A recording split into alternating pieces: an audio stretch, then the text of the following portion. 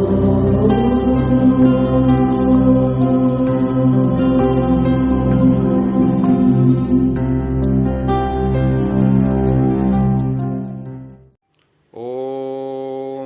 जय सियाराम मित्रों। दोस्तों, स्वागत है आपका आदर्श धर्म सनातन धर्म यूट्यूब चैनल के अनसुने धार्मिक रहस्य कथाओं के प्रश्नावली कार्यक्रम में। आज का विषय हमने एक हमारे दर्शक हैं श्रीमान शांताराम चौधरी जी का प्रश्न है।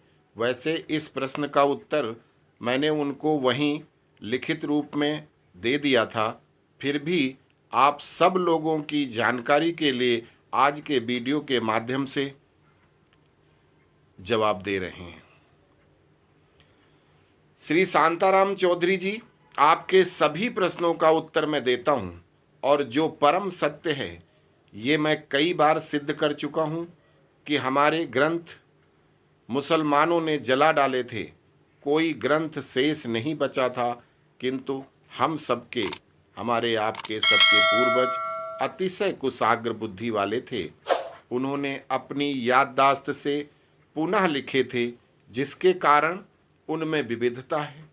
उसका कारण सबकी याददाश्त एक जैसी नहीं होती, किसी को कुछ याद रहता है, किसी को कुछ, और फिर उन लोगों ने अपनी अपनी याददाश्त के हिसाब से अलग अलग ग्रंथ लिखे, तो विविधता होना स्वाभाविक है, किंतु सबका सार तत्व एक ही है।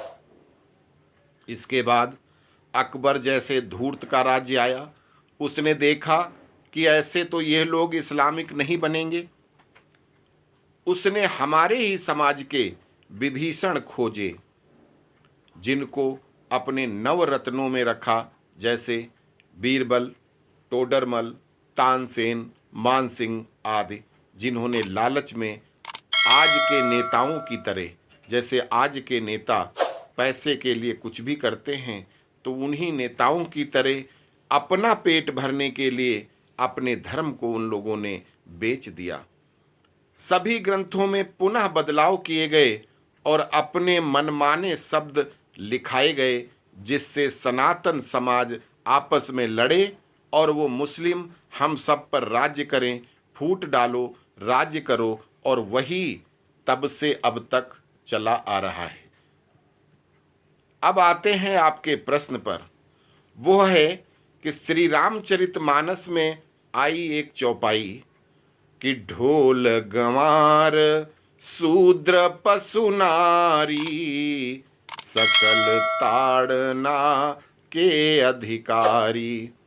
इसमें आपका प्रश्न है कि इन लोगों को ताड़ना देना सही क्यों बतलाया गया है, शूद्रों को प्रताड़ित करना सही बतलाया गया है, ऐसा क्यों? आप लोगों की जानकारी के लिए मैं दावे के साथ बतलाना चाहता हूं कि इस चौपाई में मुस्लिम भक्त गद्दारों ने चेंज कराया है, जो चलती जा रही है। जबकि संत तुलसीदास जो संत रविदास के घर पर सत्तू खाकर उनको रामचरितमानस सुनाते थे, तो वो किसी जाति के लिए ऐसा लिख ही नहीं सकते थे। जब हमने इस पर रिसर्च किया तो पता चला कि उनकी असली चौपाई ये है कि ढोल गंवार क्षुद्र पशु न्यारी सकल ताड़ना के अधिकारी। अर्थ, यहाँ ताड़ना शब्द के कई अर्थ हैं, जैसे कनक कनक ते 100 गुनी मादकता अधिकाय, वा खाए बौराए जग और वा पाए बौराए। जैसे कनक शब्द धतूरा और सोना का प्रयोग किया गया है, उसी तरह से यहाँ पर उन्होंने एक ताड़ना शब्द लिया है, और ताड़ना के कई अर्थ हैं। अलग अलग चारों जगहों पर अलग अलग उनका प्रयोग है। एक का अर्थ है सावधान रहना, एक तड़ित मतलब धीरे धीरे मारना। जैसे ढोल पर जब आप धीरे धीरे उंगली मारते हो, तभी तो जब आप ढोल पर धीरे धीरे उंगली मारते हो और संगीत तभी निकलेगा जब सही जगह पर ढोल का अपना जगह पे उसकी मार पड़ेगी। तो वहाँ पर ढोल पर जब धीरे धीरे उंगली मारते हो, थाप देते हो, जभी तो संगीत निकलता है। फिर दूसरा शब्द है क्षुद्र। क्षुद्र का मतलब होता है गुस्साया हुआ। और पशु, क्षुद्र पशु एक शब्द है। गुस्साए हुए पशु को आप क्या करते हो? यहाँ पे ताड़ना का है होशियार रहना, देखना कि क्षुद्र पशु को आप क्या करोगे? अगर वो गुस्साया हुआ आपकी तरफ भागता आएगा तो क्या करोगे? उससे होशियारी से देखते रहोगे कि वो आ रहा है, तो आप डंडा लेकर के या किसी तरह से उसको काबू करोगे, किसी की हेल्प लोगे। ताड़ना का मतलब होशियार रहना। उसको डराना, काबू में करना दूसरा भाव है। फिर आता है तीसरा गंवार। गंवार का मतलब होता है मंदबुद्धि। आज की भाषा में पप्पू कह सकते हैं।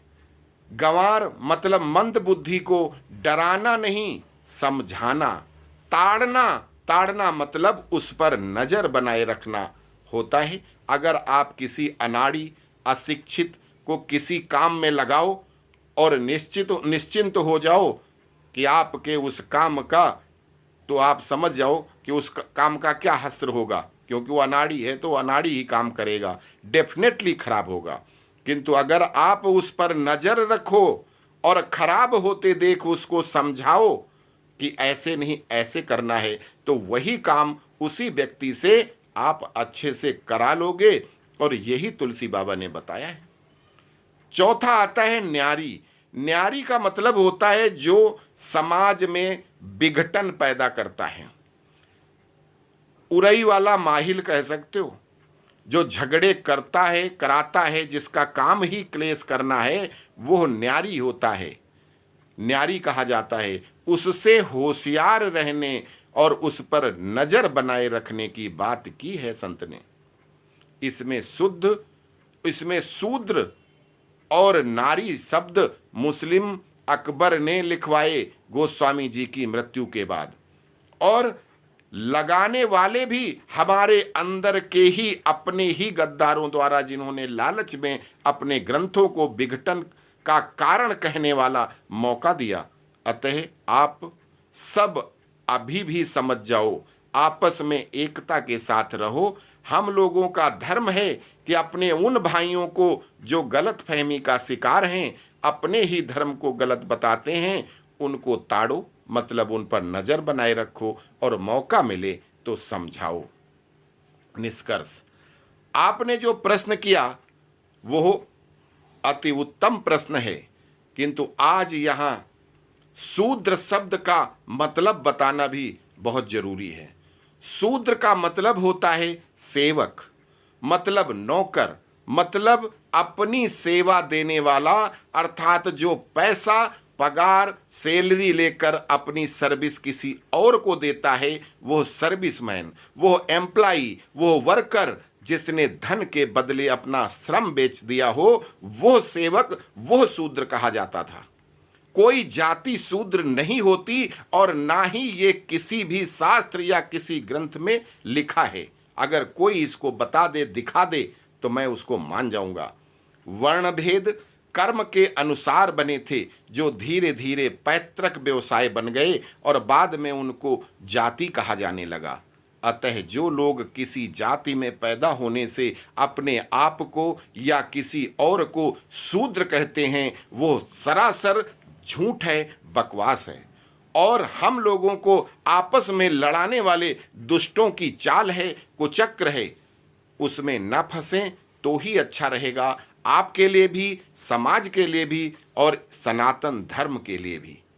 ये जाति और इसके नाम पर आपस में लड़ाने वाले बहुत हैं, और यही हम लोग जो लड़ते हैं, यही सनातन धर्म के लिए सबसे बड़ा घातक है। उम्मीद करते हैं कि श्री शांताराम जी के प्रश्न का समुचित उत्तर मिल गया होगा। अस्तु। जय सिया राम।